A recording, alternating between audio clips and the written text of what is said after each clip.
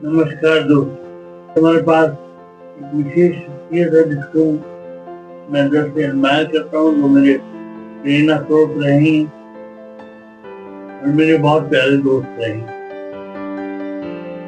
वो दोस्त ऐसा है कि अगर मैं कभी गिरूं तो मुझे संभाल लेता है, कभी बात कर लेता है, कभी ऐसा दोस्त है कि जब मैं मुश्किल में पड़ूं तो वो मुझे पकड़ लेता है और जब मैं उसे याद करता हूँ तो मुस्कुरा उठता हूँ। उसके नाम में ही जादू।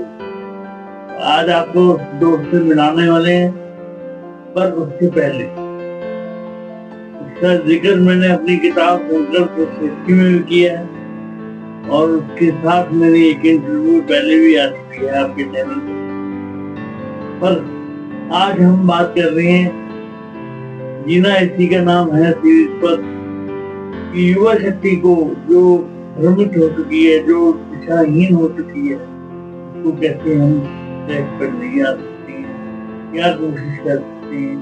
क्योंकि ये सीरीज मैंने युवा शक्ति के नाम पर रखी है, जीना इसी का नाम है। तो आइए बात करते हैं ऐसी शख्सियत से जो मेरी प्रेरणा स्रोत है और मुझे लगता है कि आपको भी उनसे मिलकर मजा आए। वो राइटर हैं, लेखक हैं, मेरी ऊर्जा का स्रोत। अब जो मुझे मोटिवेट करता है वो आप समझ सकते हैं कि आपको कितना मोटिवेट करेंगे। आइए मिलते हैं हम उस शख्सियत से। हैप्पी भाई, आप हमेशा हंसते रहते हैं, मुस्कुराते रहते हैं और ये जज्बा आपका इतना बुलंद है कि आपको देखकर हमें भी मुस्कान के फुहारे छूट पड़ते हैं। आप बहुत बड़े सिंगर हैं, बहुत बड़े राइटर हैं, आप दिखते भी बहुत अच्छा है और मैं आपका तहे दिल से शुक्रिया करना चाहता हूँ। आपने आज मेरी एक कॉल पे मुझे दर्शन दिए और ये मैं मौका छोड़ना नहीं चाहता था कि जीना इसी के नाम पर जो प्लेटफॉर्म शुरू कर रखा है उसमें हम युवा शक्ति को प्रेरणा देते हैं और उस मंच पर आपका स्वागत है। धन्यवाद विवेक भाई, थैंक यू सो मच। पहले तो आपसे मुझे मिलने का बहुत मन था, तहे दिल से मैं आपका शुक्रगुजार हूँ कि आपने मुझे इस काबिल समझा। और बहुत अच्छी बात है जो आप एक शो चला रहे हैं, जीना इसी का नाम है। हमें आपसे प्रेरणा मिलती है कि अपनी जो शारीरिक क्षमता से परे हम क्या कुछ कर सकते हैं, ये आपसे हमें प्रेरणा मिलती है। और जहाँ तक बात आपने मैं बताना चाहूँगा कि मैं इतना कुछ बड़ा कोई कलाकार नहीं हूँ। हाँ, कभी कभी कलम चल जाती है या कुछ गुनगुना देते हैं तो थोड़ा सा बस वही है।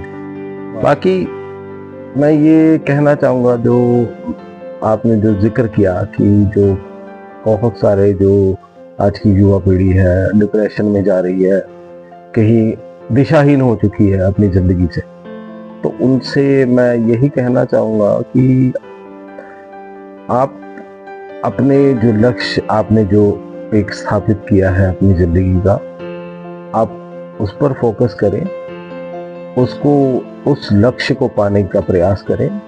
कठिनाइयाँ सबके जीवन में आती हैं, उतार चढ़ाव सबके जीवन में आते हैं, लेकिन अगर जब आप अपने लक्ष्य से भटक जाएंगे तो फिर ही आपको ऐसी मुश्किलों का सामना करना पड़ता है। नहीं तो अगर आप अपना लक्ष्य एक लक्ष्य रखेंगे तो आप अच्छे से आगे बढ़ पाएंगे और अपनी ज़िंदगी में जो है कामयाब हो पाएंगे। भाई, जिन्होंने हमारा पहला एपिसोड नहीं देखा उनके लिए मैं ये कहना चाहूँगा कि आप पूरी इंट्रोडक्शन दे सकते हैं। जी, इंट्रोडक्शन कोई इतनी बड़ी शख्सियत नहीं है। वहाँ ये है कि आपका प्यार जो है हमें खींच लाता है हर बार। तो जी, मैं बताना चाहूँगा जी, मैं हैप्पी मेरा नाम है और मैं पठानकोट पंजाब का रहने वाला हूँ।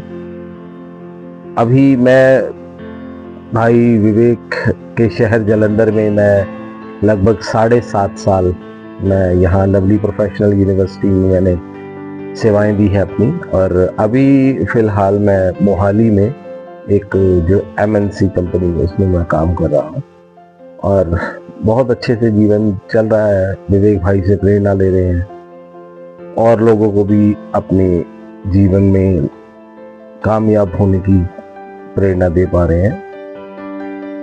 नहीं भाई, आप पर्सनल डिसेबिलिटी से और इंटेलेक्चुअल डिसेबिलिटी से जुड़े हुए हैं, काफी आपने इस फील्ड में काफी काम किया है कैसा अनुभव रहा आपको? जी विवेक भाई, डिसेबिलिटी को लेके हाँ, आज के समय में हमें बहुत ज़्यादा विषय है कि डिसेबिलिटी जो है एक मानसिक जो एक भ्रम है लोगों का। अगर आप समझें तो कुछ नहीं है डिसेबिलिटी, अगर समझे तो माने अगर तो बहुत कुछ है। बहुत से मैं ऐसे इंटेलेक्चुअल डिसेबल्ड पर्सन से मिला हूँ जो अपनी शारीरिक ये विकलांगता, जिसे हम डिसेबिलिटी का नाम देते हैं, इनसे बहुत परे हैं। और हाँ, हम आज के समय में भी हम उस पर काम कर रहे हैं। हम कोशिश करते हैं मोटिवेट करें अपने जो हमारे भाई बहन हैं जो डिसेबिलिटी से जूझ रहे हैं, हम उनको कोशिश करते हैं उनको घर से बाहर निकालें। कोशिश जारी है और ये जंग हमारी जब तक भी जिंदा है तब तक जारी रहेगी। जब तक मैंने आपकी जिंदगी को पढ़ा है, बहुत क्लोजली देखा भी और आपकी स्टोरी पे मैंने काम भी किया। जैसे आपके जीवन में ऑब्स्टेकल आए, आपको हाई वोल्टेज करंट से गुजरना पड़ा, आपके दोनों हाथ गंवाने पड़े और उस समय के ट्रॉमा से आप निकले, तो वो ट्रॉमा आपके लिए लाइफ लेसन था कि मुश्किलों से हार ना नहीं। आपने 8th क्लास में, जो मुझे पता है, 8th क्लास में चैलेंज को साबित किया कि हाँ, अपने पेपर आप कर सकते हो। आपको टेस्ट भी देना पड़ा कि हाँ जी। और ये सब दौर में जैसे हमारी युवा शक्ति भटक जाती है, तो आप क्या कहेंगे कि ऐसे दौर में आप खुद को मोटिवेट करने के लिए क्या करते हैं?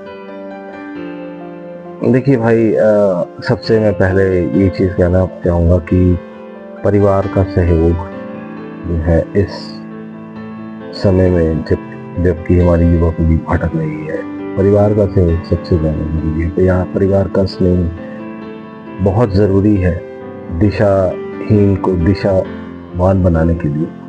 तो मेरे परिवार का बहुत सहयोग रहा जब मैं इस मुश्किल दौर से मैं गुजरा। मेरे दोस्तों का, आप जैसे बहुत से मेरे दोस्त हैं जिन्होंने मुझे हौसला दिया, तो आज मैं इस मुकाम पे पहुंच पाया हूँ। और आज की जो युवा पीढ़ी है, सबसे अगर मैं कहूँ कि वो अपने लक्ष्य से भटक रहे हैं, उसका सबसे जो बड़ा कारण है ये मोबाइल। वाह, क्या बात है।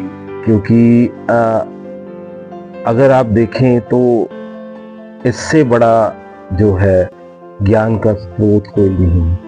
पर इसने एक तरह से फैमिली से आपको दूर भी कर दिया ना है?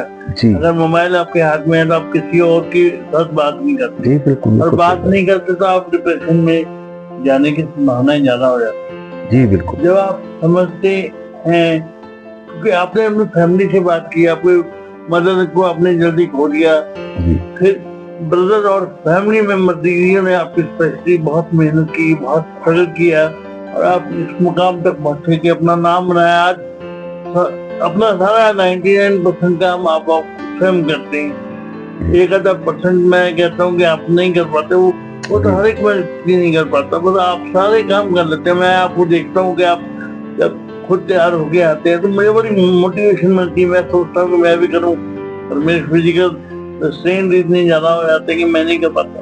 तो मैं आपको सल्यूट करना चाहूंगा दिल की गहराइयों से कि ऐसे मौकों में भी आप अपने आप को उभार सकते हैं, निखार सकते हैं। बिल्कुल। तो आज की वीडियो में इतना ही। हम अगली वीडियो में फिर बात करेंगे, कंटिन्यू रहेगा इस तरह का। Thank you.